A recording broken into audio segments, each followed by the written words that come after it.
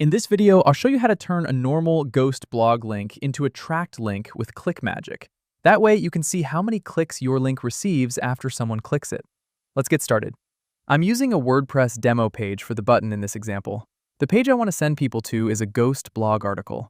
This is useful when you want to link to a post, guide, or newsletter article and still measure the clicks. First, I'll open the ghost article. This is the page visitors should see after they click the button. I'll copy the direct link from the browser. Now I'll move over to ClickMagick and create a new tracking link. I'll call this one Ghost Article Demo. Then I'll paste the ghost article link as the destination. After that, I'll save the tracking link. ClickMagick now gives me a new link to use. I'll copy it and return to the WordPress demo page editor. Next, I'll choose the ghost button and open the link settings.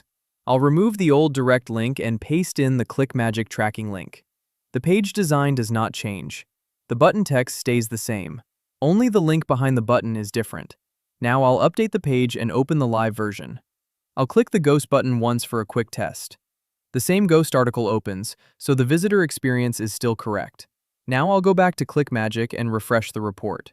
This is where I can see how many clicks the ghost article link is getting. The main report shows total clicks, unique clicks, flagged clicks, cost, revenue, net, cost per click, earnings per click, and return on investment. The click details show the clicks per day chart, link view, referrer, sub-ID 1, unique click status, IP address, country flag, and timestamp. I hope this helped. Try ClickMagick for yourself using the link below. You'll get a 14-day free trial.